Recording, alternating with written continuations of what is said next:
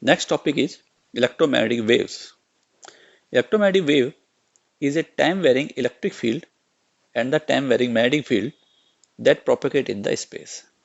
The time-varying electric field sustains the magnetic field and the time-varying magnetic field sustains the electric field in such a way that electric field vector, magnetic field vector and the direction of propagations are mutually perpendicular. We know that electric charge Q generates electric field. In case either it is at rest or moving. It may move with uniform velocity, that is uniform motion, or accelerated motion. Charge will always generate the electric field. Similarly, if electric charge Q is moving,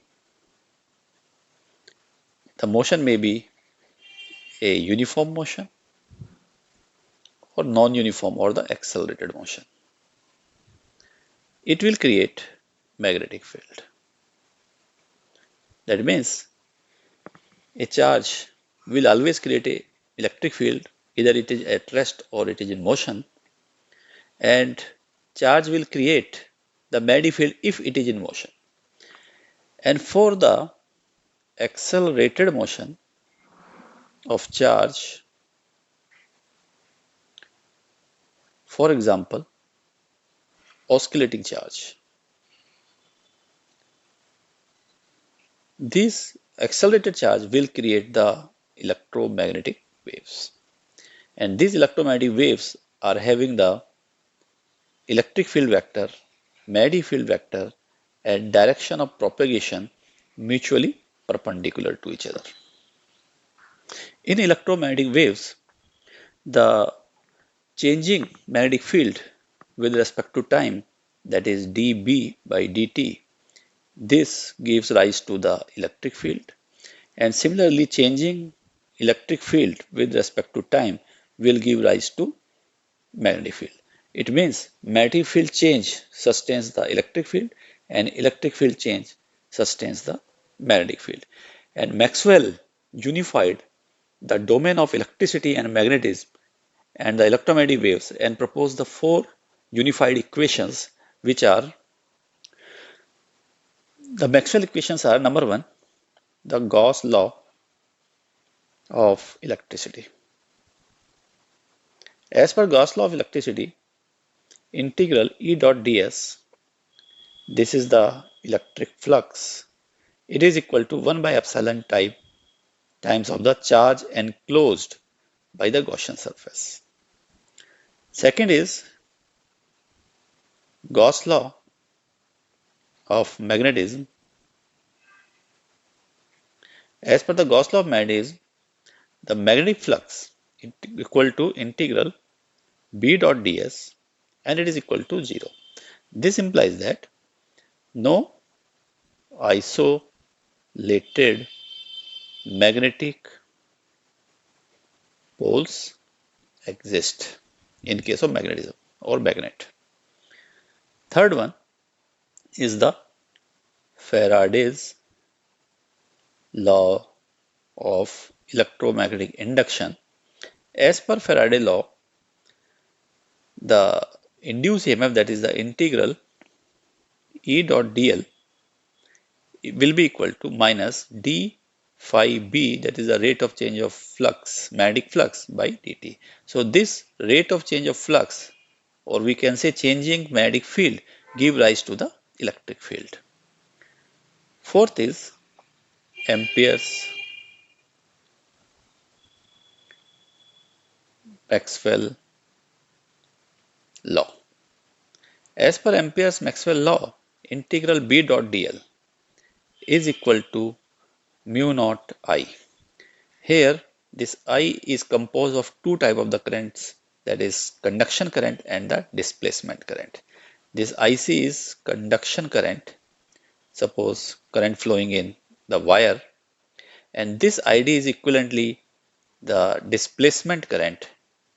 For example, in case of capacitor.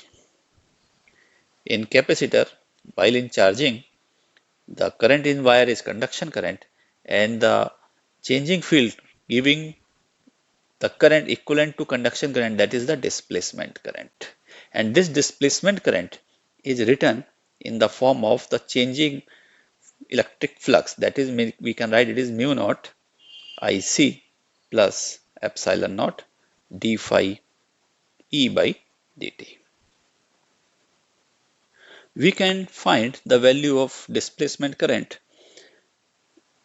because phi E is the EA, that is the electric field multiplied by area, and the for capacitor, that is a parallel plate capacitor,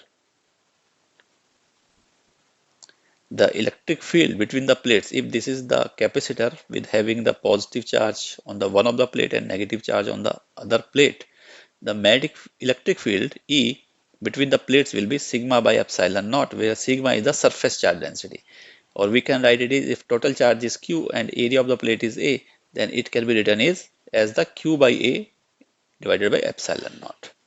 So E can be replaced by Q by A epsilon naught into A, and this A get cancelled. So phi E is equal to Q by epsilon naught. So d phi E can be written as dt if differentiating with respect to time. So it will be 1 by epsilon naught time because it is constant dq by dt.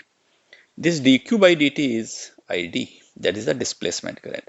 So we write epsilon naught d phi E by dt equal to id. So this is the displacement current in case there is a capacitor.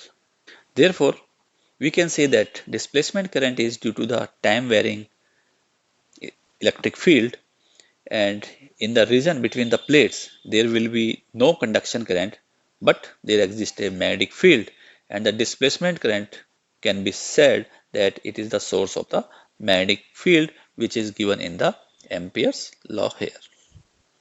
Therefore, we can say that the consequence of the displacement current is that the law of electricity and the law of magnetism are symmetrical, and due to this symmetry we can say there is a existence of the electromagnetic wave. So finally we can say that displacement current is the source of the magnetic field, and the consequence of displacement current is that the law of electricity and the law of magnetism are symmetrical, and because of this symmetry we can say that there exists a electromagnetic wave.